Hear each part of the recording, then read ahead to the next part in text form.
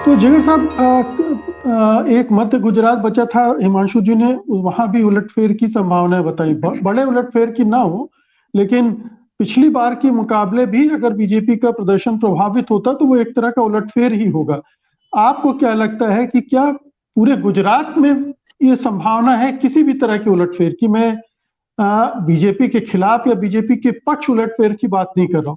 किसी भी तरह के उलटफेर की संभावना सबसे ज्यादा किन इलाकों में बन रही है? जी, बिल्कुल। देखिए, सबसे पहली बात अगर हम करें, पिछले इलेक्शन की हम बात करें, तो उसमें 99 सीट्स बीजेपी ने जीती थी, जिसमें 12 जो एमएलए उनके बने थे उस टाइम, वो कांग्रेस से आए हुए थे। तो अगर एक दृष्टिकोण से हम देखें, तो उस समय भी बीजेपी पूरी मेजॉरिटी के साथ नहीं जीत रही थी, अगर वो 12 एमएलए उनको कांग्रेस के ना मिले होते, जिनको उन्होंने कॉन्टेस्ट लड़वाया था। तो सबसे पहला उलटफेर तो वहां से होना शुरू हो गया था।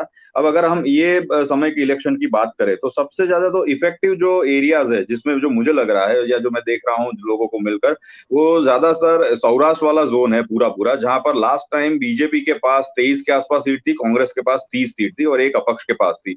तो वहां पर आज की तारीख में कांग्रेस के साथ साथ आम आदमी पार्टी ने भी बहुत ज्यादा प्रचार प्रसार किया है और कॉन्टेस्ट एकदम ट्रायंगुलर हो चुका है। इस वजह से बीजेपी को 23 सीटों में भी शायद कहीं प्लस माइनस होने की संभावना है। एक ये उलटफेर भी मैं देख रहा हूँ।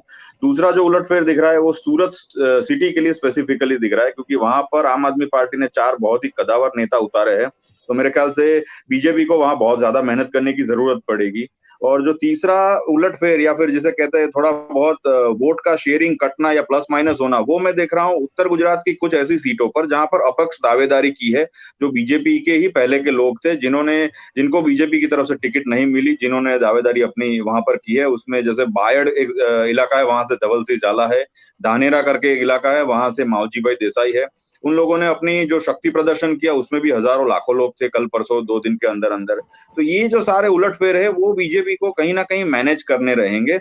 अदरवाइज बहुत सारी ऐसी जगह पर है जहां पर आज की तारीख में छोटे मोटे उलटफेर की बहुत सारी संभावना है, जिसमें जैसे जो मैंने सौराष्ट्र का बताया, सूरत का बताया, और उत्तर गुजरात के अंदर अपक्ष वगैरह जो लड़ रहे हैं, वो सारी बातें आ जाती है।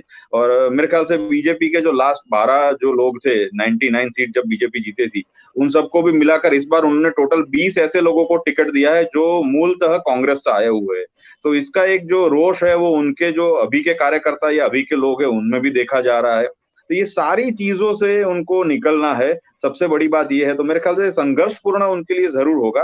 बाकी रिजल्ट क्या होगा वो 8 तारीख को ही हम देख पाएंगे, लेकिन संघर्षपूर्ण ये पूरा जो चुनाव है वो डेफिनेटली रहेगा और कहीं ना कहीं प्लस माइनस उलटफेर की बहुत सारी संभावनाएं रही है, जिसको तीनों पार्टियों को झेलना पड़ेगा। मुझे ऐसा लग रहा है खास करके गुजरात में कांग्रेस और बीजेपी को तो जरूर कोई ना कोई उलटफेर झेलना ही पड़ेगा, जिनको टैकल करने के लिए अभी उनकी टीम्स लगी हुई है धरातल पर।